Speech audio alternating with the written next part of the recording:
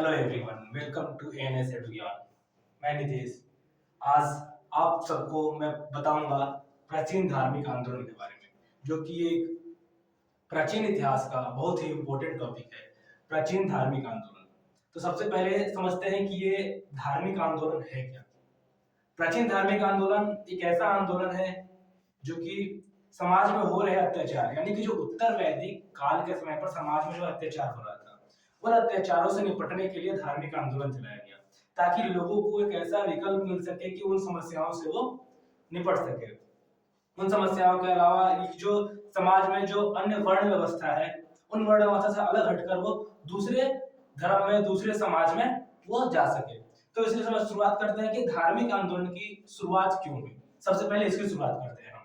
तो धार्मिक आंदोलन की शुरुआत टाइम पीरियड जो हम देखते हैं, 6ठी शताब्दी ईसा पूर्व में शुरू हुआ, और ये वही काल था जब उत्तर वैदिक काल का समापन हो रहा था। 6ठी शताब्दी ईसा पूर्व में सामाजिक और धार्मिक क्रांति है। जैसे कि मैंने आपको बताया था अभी कि उस समय उत्तर वैदिक काल का समापन हो रहा था, और उत्तर वैदिक काल में हो रहे जो सामाजिक अत्याचार थे, यानी कि जो वर्ण व्यवस्था चल रही थी, वर्ण व्यवस्था में जो निम्न कोटि के जो वर्ण थे, यानी कि जो वैश्य और शूद्र थे, उनका जो अत्याचार हो रहा था, उन सब से निपटने के लिए धार्मिक आंदोलन चलाया गया। तो सामाजिक और धार्मिक क्रांति है 6ठी शताब्दी ईसा पूर्व में। उसका आधार क्या था? उत्तर वैदिक काल। उत्तर वैदिक काल की जो सामाजिक जटिलता चलती हुई आ रही थी, जो सामाजिक क्रम कांड थे उत्तर वैदिक काल में, उसकी वजह से सामाजिक और धार्मिक क्रांति 6ठी शताब्दी ईसा पूर्व में आई। उस समय समाज में विभिन्न प्रकार की कुरीतियां थी। कब की बात हो रही है? उत्तर वैदिक काल की बात हो रही है। पाखंड इत्यादि प्रचलित थे, जिनके विरोध में समाज में विभिन्न वर्गों ने रोष व्यक्त किया। जैसे कि क्यों, कौन से वर्ग थे जो रोष व्यक्त करने वाले थे? यहाँ उदाहरण दे रखा है कि वैश्य, जैसे कि जो वर्ण अवस्था होता है, वर्ण अवस्था के अंदर 4 वर्ण होते हैं: ब्राह्मण, क्षत्रिय, वैश्य और शूद्र। वैसे जो वर्ण थे, वैसे वर्णों को कृषि और पशुपालन तथा व्यापार द्वारा धन व अनाज उपजाकर ब्राह्मण व क्षत्रियों को देना पड़ता था। इस बात से वो नाराज थे। अगले इसी प्रकार हम ना लेते हैं, हम शूद्र के बारे में देखते हैं, शूद्र की क्या स्थिति थी। तो शूद्र भी अन्य 3 वर्ण की सेवा किए जाने के कारण व्यथित थे, यानी कि उनका शूद्रों का जो काम था उस समय पर, वो केवल 3 वर्णों की सेवा करना था, जो ऊपर के 3 वर्ण थे, यानी कि ब्राह्मण, क्षत्रिय और वैश्य। इस समाज उन्हें समाज में निम्न कोटि का माना जाता था। इसी प्रकार जब हम महिलाओं की स्थिति को जानते हैं कि उत्तर वैदिक काल में महिलाओं की क्या स्थिति थी, तो महिलाओं की स्थिति भी काफी दयनीय थी, असंतोषजनक थी महिलाओं की स्थिति।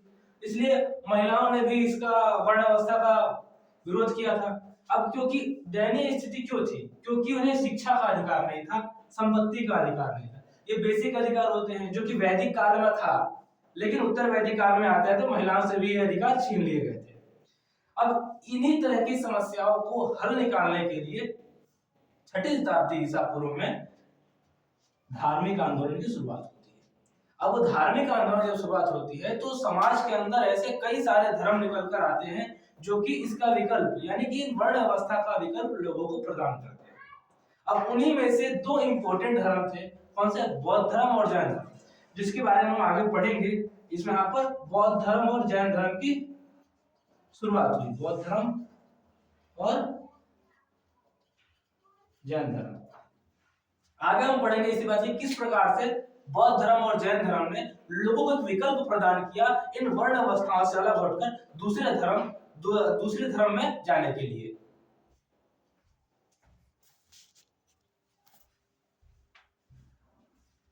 छठी शताब्दी ईसा पूर्व में सामाजिक धार्मिक आंदोलन की शुरुआत होने के बाद बौद्ध धर्म और जैन धर्म प्रचलन में आए।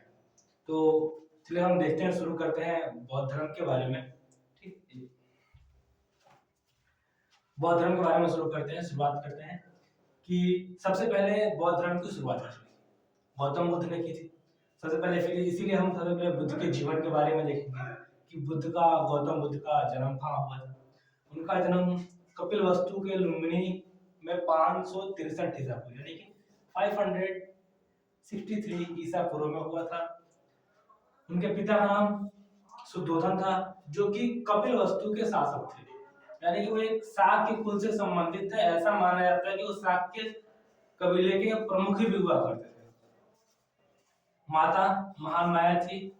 लेकिन एक और चीज है, उनकी माता महामाया थी, लेकिन उनकी माता का मृत्यु उनके जन्म के 1 हफ्ते बाद हो गया था। तो क्वेश्चन आता है कि उनकी माता की मृत्यु जब उनके जन्म के 1 हफ्ते बाद हो गया था, तो फिर उनका पालन पोषण किसने किया था? उनके पालन पोषण की सौतेली माता महाप्रजापति गौतमी ने किया था। आगे चलकर हम देखेंगे कि महाप्रजापति गौतमी का भी बौद्ध धर्म में क्या योगदान था। अभी फिलहाल इतना है कि इनका पालन पोषण महाप्रजापति गौतमी ने किया था। इनकी माता की मृत्यु हो जाने के बाद, जो कि इनके जन्म के 1 हफ्ते बाद ही हो गया था। इनकी पत्नी यशोधरा थी, पुत्र राहुल थे। ये इनका बेसिक जीवन परिचय था कि कहाँ जन्म हुआ, उनके माता पिता का नाम क्या था और किसने उनका पालन पोषण किया, उनकी पत्नी और पुत्र का नाम। अब देखते हैं सिद्धार्थ के जीवन के बारे में कि सिद्धार्थ ने अपने जीवन में किस प्रकार से बौद्ध धर्म को अपनाया, वो बौद्ध धर्म की तरफ किस प्रकार से डाइवर्ट हुए, उसके बारे में शुरुआत करते हैं। तो जब सिद्धार्थ ने अपने जीवन में 4 प्रमुख दृश्यों को देखा, तो 4 प्रमुख दृश्य कौन से थे जिससे कि वो विचलित होकर सन्यासी का रूप धारण कर लिए? वो 4 प्रमुख दृश्य थे। बूढ़ा व्यक्ति, पहला दृश्य था बूढ़ा व्यक्ति, दूसरा दृश्य था बीमार व्यक्ति, तीसरा था मृत व्यक्ति की अर्थी और चौथा सन्यासी। वो 4 दृश्य कौन से थे? बूढ़ा व्यक्ति, बीमार व्यक्ति, मृत व्यक्ति की अर्थी, मृत व्यक्ति की अर्थी और चौथा क्या था? सन्यासी। इन 4 दृश्यों को देखकर वो काफी विचलित हुए और विचलित होने के बाद सिद्धार्थ ने, जिसे कि बाद में गौतम बुद्ध भी कहा गया, सिद्धार्थ ने 29 वर्ष की अवस्था में गृह को त्याग दिया, अपने घर को त्याग दिया और सन्यासी रूप धारण कर ली। जैसा कि यहाँ बताया गया कि अपने गृह की अवस्था में 29 वर्ष की अवस्था में उन्होंने अपने गृह त्याग दिया और इस प्रक्रिया को, इस प्रोसेस को महाभिनिष्क्रमण कहा गया। ये एक इंपॉर्टेंट कीवर्ड है, महाभिनिष्क्रमण, जो कि उन्होंने जब सिद्धार्थ ने अपने घर को त्यागा था, घर को त्याग कर जब सन्यासी जीवन को अपनाया था, इस प्रक्रिया को महाभिनिष्क्रमण कहा गया। इसके बाद हम देखेंगे जब उनके गृह त्याग करने के बाद उनके जीवन में किन किन कठिनाइयों का सामना आया, उन्होंने किस प्रकार से अपनी शिक्षा को प्राप्त किया, किस प्रकार से उन्होंने अपना पहला उपदेश दिया, इन सब चीजों के बारे में अभी हम आगे देखेंगे।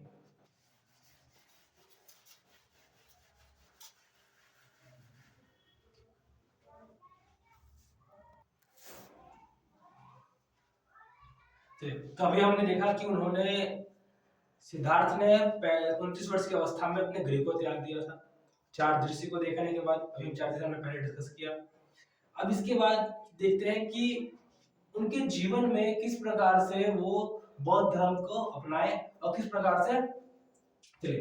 गृह त्याग के समय जब वो घर से निकले थे, तो जिस घोड़े से निकले थे, जिस घोड़े और मतलब जिस रथ से निकले थे, उस घोड़े का नाम, उसमें जो घोड़ा था उस घोड़े का नाम कत्थक था और जो चलाने वाला सारथी था उसका नाम छत्र था। इनके साथ वो अपने घर से निकले। जब वो सन्यासी का रूप धारण कर लिए थे, तब कत्थक और छत्र के साथ वो निकले और उन्होंने उनामा नदी तक उनके साथ गए। कहां तक? उनामा नदी तक उनके साथ गए और वहां जाने के बाद इनको छोड़ दिया और वो अकेले अपने जीवन में निकल पड़े। इसके बाद ज्ञान की खोज में निकले थे। वो सन्यासी क्यों बने थे? ज्ञान की खोज के लिए बने थे। तो ज्ञान की खोज में सर्वप्रथम वो कहाँ पहुंचे? वैशाली पहुंचे। वैशाली जो कि बिहार में है आज के समय में। वैशाली पहुंचे जहां वो कहाँ? अलार कलाम के आश्रम पहुंचे। अलार कलाम एक ऋषि हुआ करते थे। अलार कलाम के आश्रम में गए और वहां उन्होंने उपनिषदों के ज्ञान की प्राप्ति की। ये याद रखने वाली चीज है कि जब वो घर से निकले सन्यासी बनने के लिए, तो सबसे पहले वैशाली गए और वैशाली में वो सबसे पहले कहाँ गए? अलार कलाम के आश्रम में गए और अलार कलाम के आश्रम में उन्होंने क्या सीखा? तो उपनिषदों का ज्ञान, उन्होंने उपनिषदों के बारे में सीखा। इसके बाद वैशाली से वो निकले। वैशाली से निकले तो राजगीर गए। राजगीर जाते हुए उन्होंने रास्ते में रुद्र कलाम के आश्रम में रुके। राजगीर जाते हुए जब वैशाली से निकलकर राजगीर जा रहे थे, तो राजगीर जाते हुए उन्होंने रुद्र कलाम के आश्रम में उन्होंने योग का ज्ञान प्राप्त किया। रुद्रग्राम के आश्रम में रुककर वहां पे योग का ज्ञान प्राप्त किया। उसके बाद फिर वो राजगीर से निकले तो उरुवेला पहुंचे। उरुवेला और वहां पे नदियां थी, निरंजना नदी और मोहना नदी। निरंजना नदी और मोहना नदी के संगम पर 6 वर्षों तक उन्होंने तपस्या किया उन्होंने तपस्या क्यों किया? तपस्या ज्ञान की प्राप्ति के लिए, जिस चीज के लिए वो सन्यासी का रूप धारण किए थे। कौन सी नदी के संगम पर? निरंजना नदी और मोहना नदी के संगम पर उन्होंने 6 वर्षों तक तपस्या की।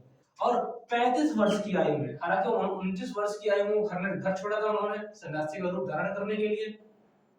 इसके बाद 6 वर्ष बाद यानी कि 35 वर्ष की आयु में वो निरंजना नदी के किनारे वैशाख पूर्णिमा की रात्रि को पीपल के वृक्ष के नीचे इन्हें सत्य की ज्ञान की प्राप्ति हुई। क्या माना गया कि निरंजना नदी के किनारे उन्हें ज्ञान की प्राप्ति हुई। कौन सा दिन था? तो वैशाख पूर्णिमा की रात्रि थी। उन्हें पीपल के वृक्ष के नीचे सत्य के ज्ञान की प्राप्ति हुई, ऐसा माना जाता है। और इस घटना को संबोधि कहा गया। ये एक कीवर्ड है जो कि याद रखना चाहिए आप लोगों को कि इस घटना को, उन्हें ज्ञान की प्राप्ति की घटना को संबोधि के नाम से संबोधित किया जाता है, संबोधि कहा जाता है। और उन्होंने उरुवेला में ज्ञान की प्राप्ति की थी। जिस जगह पर गए थे वो उरुवेला थी। और ज्ञान की प्राप्ति के बाद उरुवेला जो क्षेत्र था उसको बोधगया कहा गया। क्या कहा गया? उरुवेला को बोधगया कहा गया, बोधगया क्षेत्र कहा गया। और सिद्धार्थ, जो कि घर से सिद्धार्थ बनकर सन्यासी के रूप में निकले थे, उन्हें बुद्ध कहा गया। उन्हें उनका नाम बुद्ध पड़ गया। इसके बाद जब उन्हें ज्ञान की प्राप्ति हो गई तो उन्होंने अपना पहला उपदेश सारनाथ में दिया। पहला उपदेश सारनाथ के बाद यहाँ से फिर वो अपने बौद्ध धर्म के जीवन को आगे बढ़ाना शुरू करते हैं। तो इसका आप स्क्रीनशॉट ले लीजिए।